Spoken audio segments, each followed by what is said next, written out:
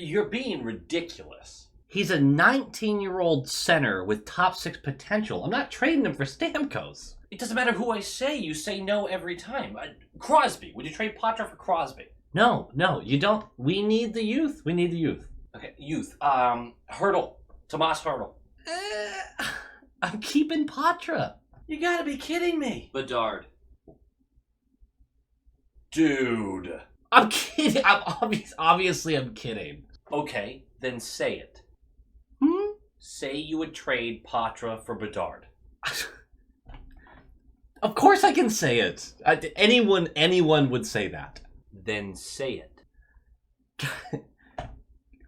Guys. Then say it. I can't say it. You are a diseased individual.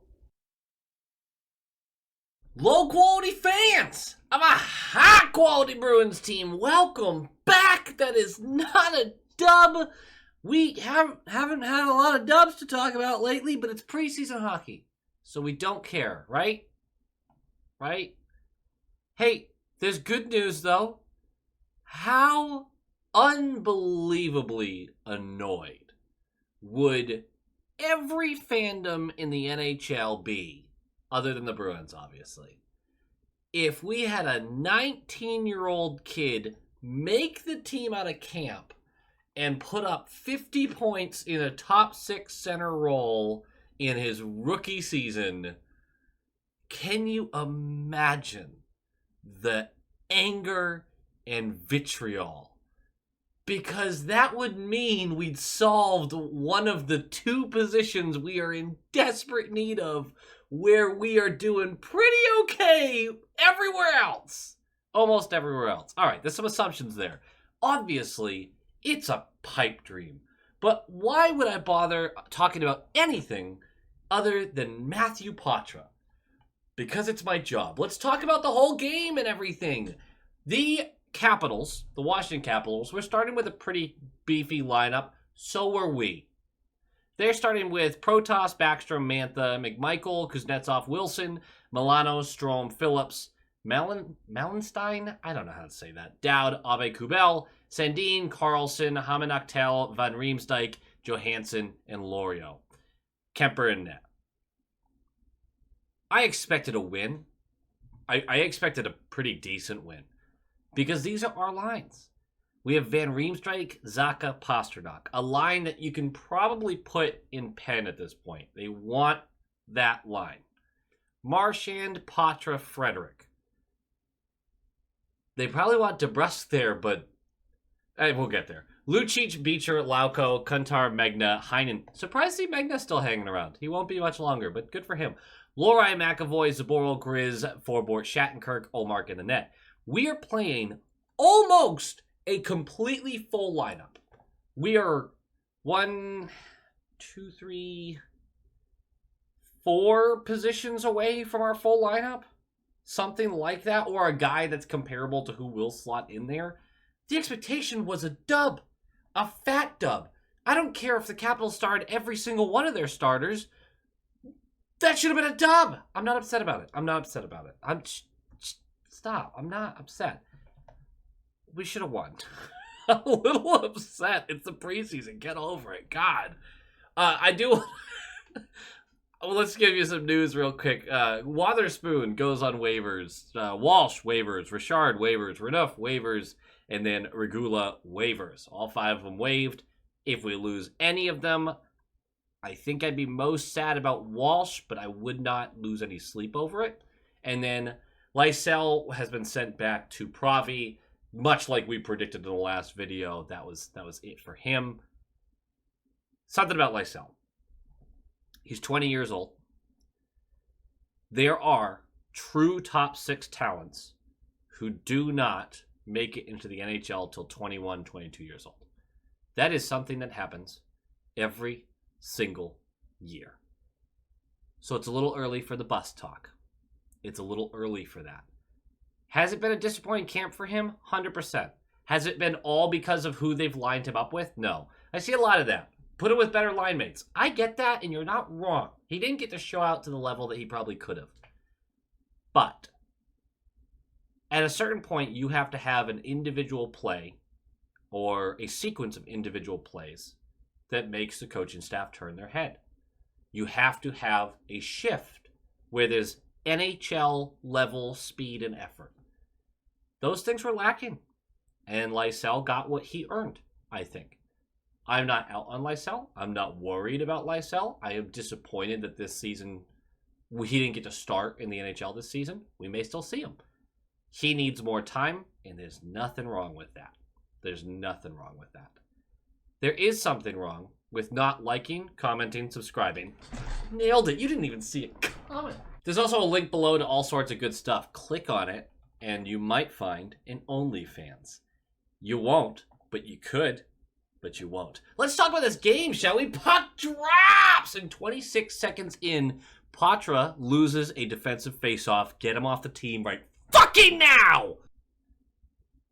That was a lot. That was a lot. He loses a defensive faceoff. 2 passes later, it's in the back of our net. It's a left point shot that gets pumped on net, and McMichaels may have gotten a piece of it to create this awkward shot in Ullmark, but it's a huge rebound right back to McMichaels, who just shoves it over the glove hand of Ullmark. It's 1-0, 26 seconds in.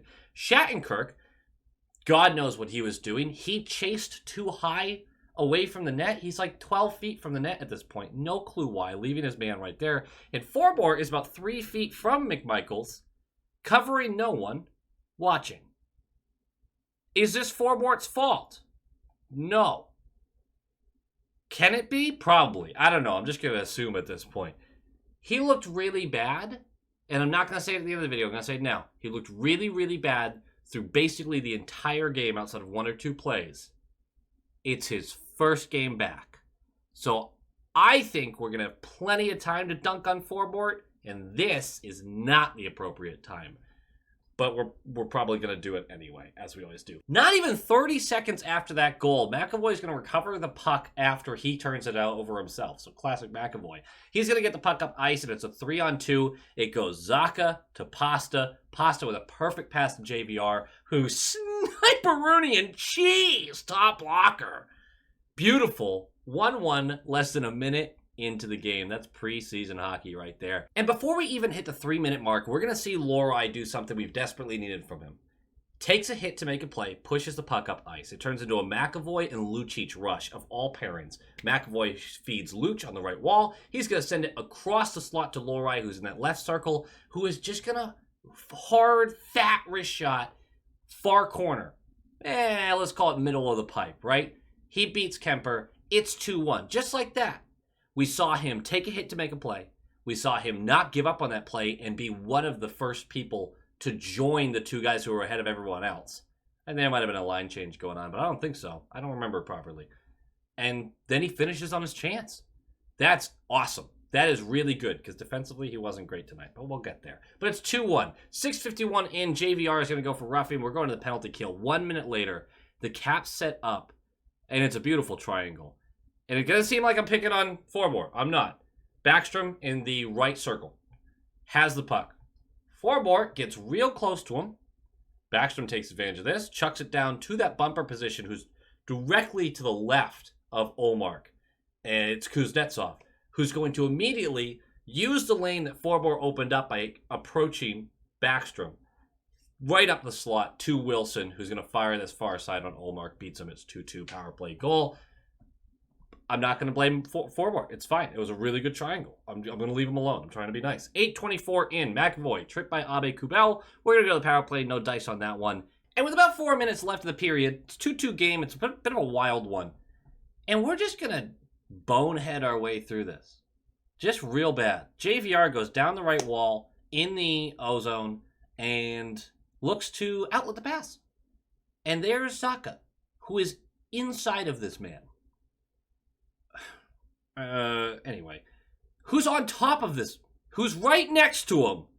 And he's not giving him any outlet pass. He doesn't spread out or give any... I have no idea why Zacha was there. So JVR kind of like, oh crap, tries to dish it off to him. Puck gets poked away. It's a turnover. It's a 3-on-2 the other way. And then from there, Lorai gets caught in a give and go where he's just not moving his feet. And this is something that we've seen a lot with Lorai. He's kind of getting walked too often. in these games. We'll talk about that. Either way, Milano with a hell of a play on his forehand, puts it on his backhand, and flips it over the glove in tight on Ullmark. It's 3-2, just like that. Period's going to end that way. And we're going to go to the second period, and not a lot going on in this one.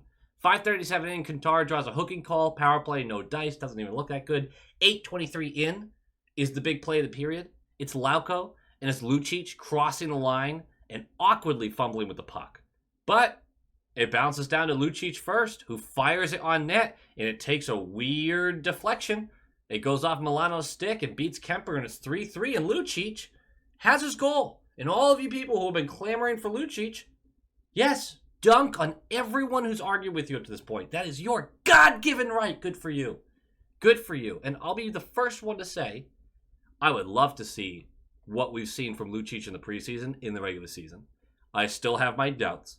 But although he's been slow and not super great defensively, he has been pretty effective on the forecheck, and he's been in pretty good positioning to open up more opportunities offensively as a fourth liner.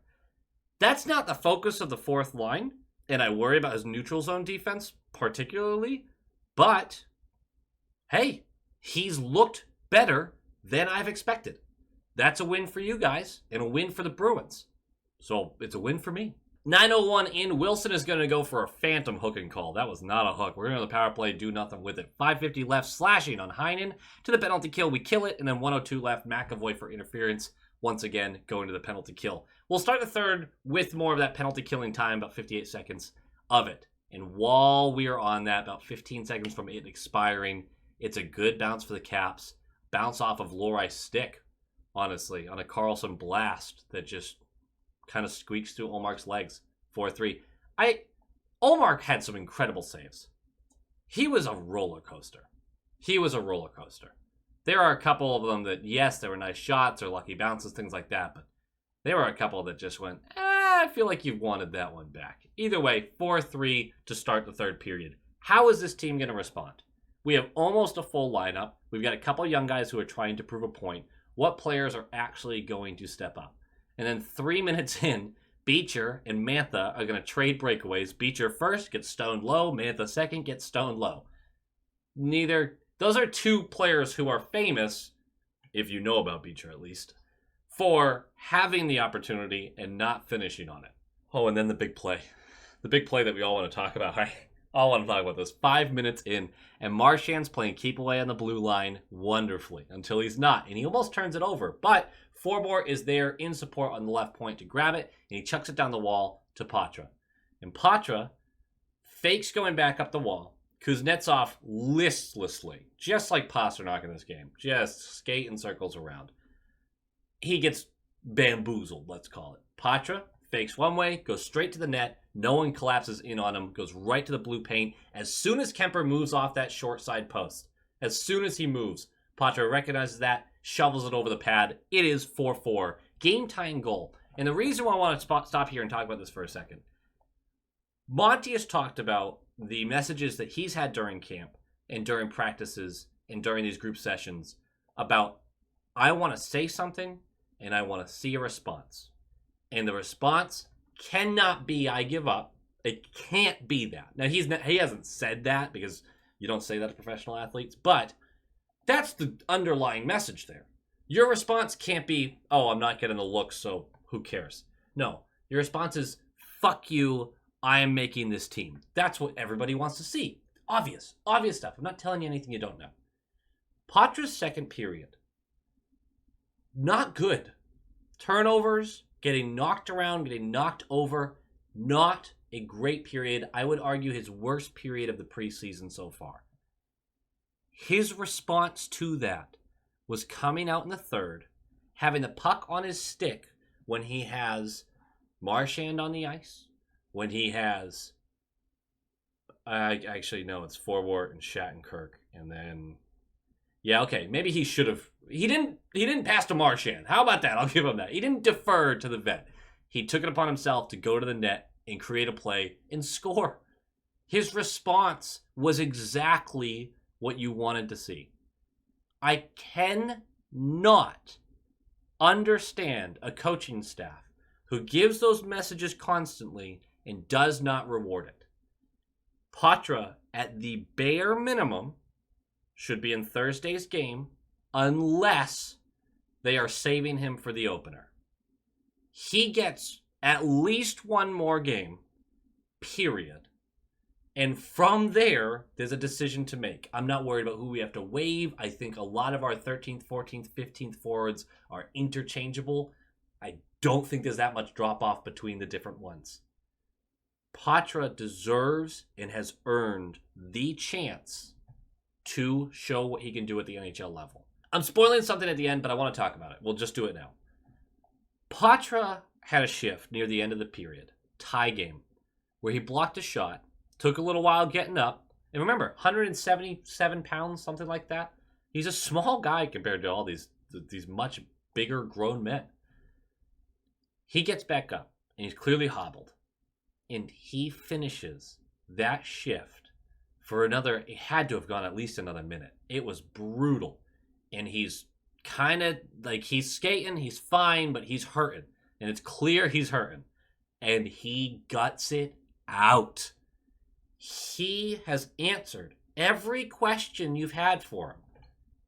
He has earned the right to show you whether or not he can actually play against NHL players playing at their full speed when games are on the line. I want to be very clear about something. It is insane to expect a 19-year-old after a good preseason to be able to stick in the NHL. Do not make the assumption off of this that he is ready for top 6 NHL minutes. The assumption is he has earned a chance to show you that. He may get into the NHL and realize pretty quickly he's not strong enough, he's not fast enough, he's not thinking the game quick enough. All of that would be completely reasonable for a 19-year-old kid who went from the OHL, which is a fine league, but scoring is immense. Defense doesn't exist. That's unfair, but you know what the OHL is. It is nowhere close to the AHL, let alone to the NHL. The ask for him to be NHL ready right now is absurd. But he should have the chance to prove that to you. If he has to get sent down after a couple of games, we all smile and laugh and go, we're excited to see what he's got next year. He deserves a chance to at least see if he could stick, though. He's done everything you've asked. He's done everything he asked. He's been good in the face-off dot since that terrible Flyers game. He's been solid on the board work. I mean, he's in all these board battles, and he keeps winning them. He's small and gets knocked over. He pops back up and wins the puck. I just don't... I know where his weaknesses are. His size is a big one. People, and I'm not even talking about big hits, people are going to shove him off the puck. Maybe he won't be able to think it fast enough. Maybe defensively he won't be able to stand on his own 2 feet. I don't know about all that at the NHL level. Those are the things you're concerned about. But I can't say it enough. He deserves the chance to show you that. Anyway, we're going to finish off this period. 8:29 left. Van Riemsdyk, no, the other one, Trevor. He's going to go for holding. We're going to go on the power play. Nothing doing. 5 minutes left. Mantha misses a wide open net from 3 feet away where Olmark's not even moving that direction yet. That was really funny. He had the puck settled and everything. Posting out. Tough. We're going to overtime. It's all Washington. Poitras at one point tries to make a play and ends up giving Wilson a breakaway. Olmark saves that one. And then towards the end, 55 seconds left, Pastrnak is not playing defense, basically. Phillips walks in and just goes right around Pasta, who's just does the same thing Kuznetsov did on Poitras' goal, and just buries it top corner. 5-4. Whatever. Who cares about this result? The only thing we're caring about right now is the young guys. The 3 young guys in this game that we think can actually make this team. Let's go through them, shall we? We've got Beecher. I'd put him in pen on the 4C right now.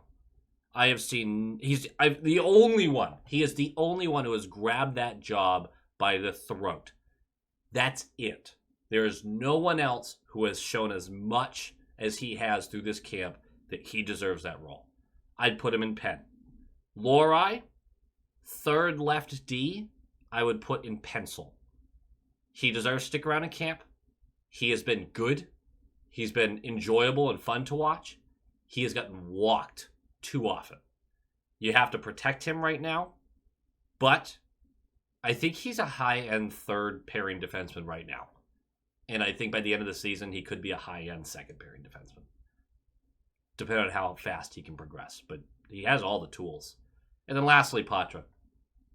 We've already had that conversation. How do you not? You have to reward. I've been through this. I think a lot of people have who have played sports. You think you earn things, and then there are times you know you've earned something, and you were still overlooked for it. The correct response as a professional is, all right, I'm going to show you. That's pretty tough. It's tough to have that response for anyone who's been in that situation. Because you feel like going, what the hell is the point? Why do I even bother with this shit? Because it's hard work. It's brutal. And if you feel like politics are going to get in the way, or, hey, well, this vet's been in the league longer, I don't want to play for that team.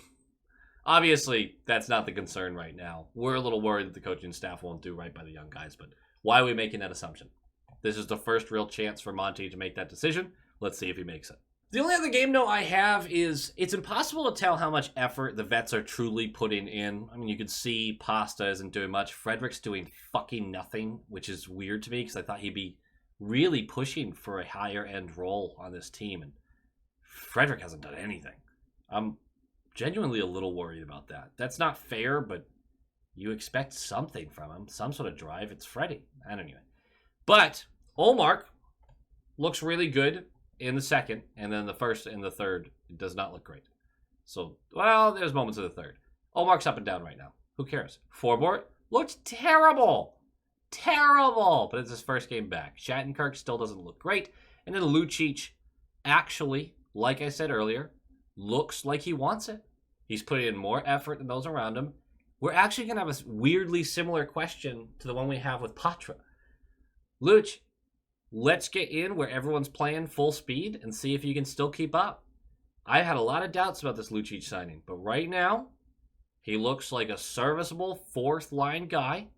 Doesn't look like the anchor that we originally thought he would be. So I really hope that you guys are clamoring about this. I really hope you're right, because I'm a Boston fan. Why would I not want him to be successful? And then it gives you something fun to dunk on me all year about. Good. I still have my doubts about it, but it's nice to see him rise to the occasion, more or less. Yeah. Go Bees. Go Bees!